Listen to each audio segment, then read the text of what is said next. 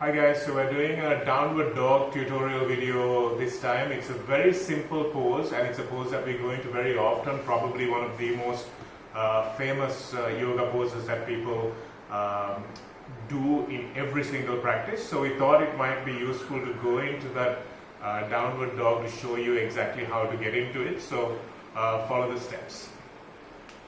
So the first thing we do is come into a tabletop pose. So from there we're keeping the knees directly under the hips and the wrists under the shoulders, so arms are straight down.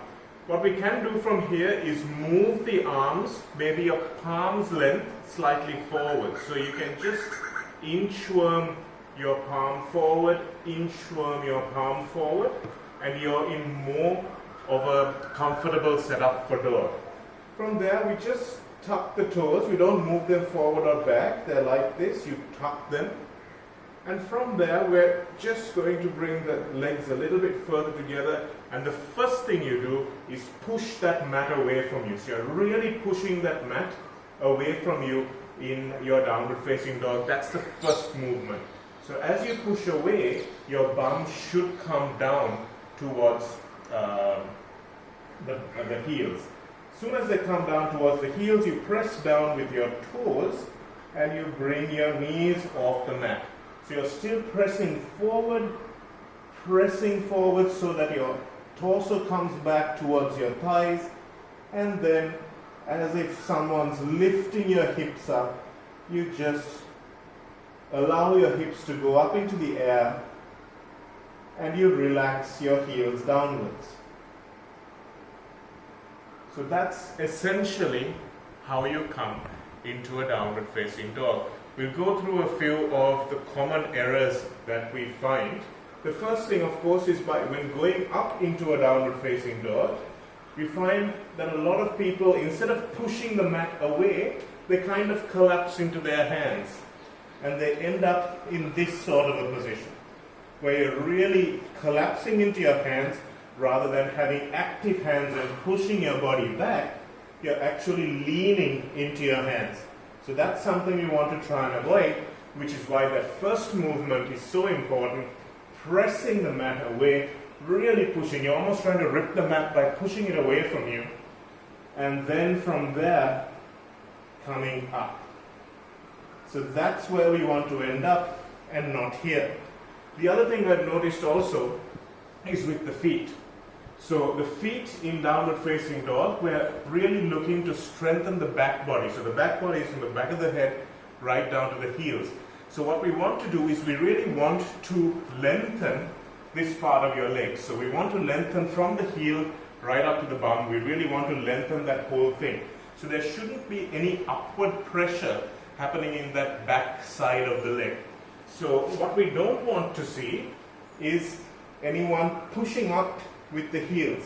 Now, it's not often in our classes, but I have seen pictures of downward facing dog that happen like this. So people are in more of a C and they're pushing up with the toes. So there's actually work going on. As if you're wearing high heels, you're pushing up.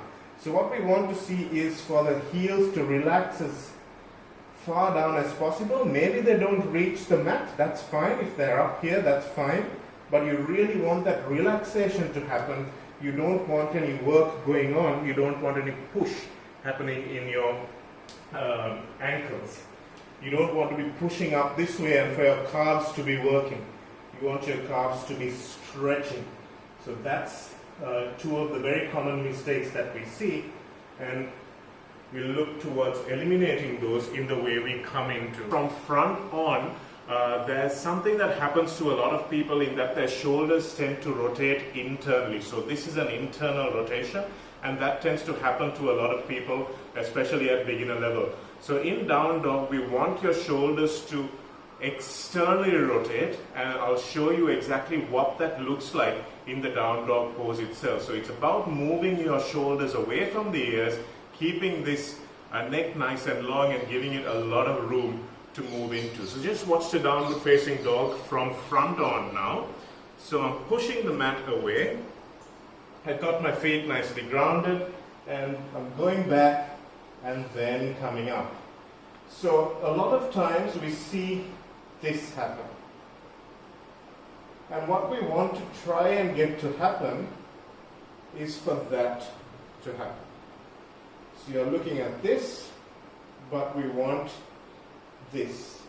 So it's just an external rotation of the full arm so that your head has plenty of room to move. If my shoulders and arms are internally rotated, my head doesn't have anywhere to go, and it's kind of, my neck is scrunched up. So that's why we want to really externally rotate. We're pushing the mat away still, active arms, and that's how your downward facing dog needs to look with a nice broad upper back. So once again, just going back into the downward facing dog, pressing back, taking the heels down, so letting your heels relax. And then we're looking to distribute weight evenly between your hands and your feet. So you shouldn't be too much in your hands, neither should you be in your feet too much bending the knees. If you can't straighten the legs up, that's fine. You can bring your heels up a little bit until they're fully extended, but you should be looking to push the mat away and push the mat down with your heels and really come into an apex at this point of your body. So really imagine that someone's lifting your hips up towards the ceiling for a beautiful stretch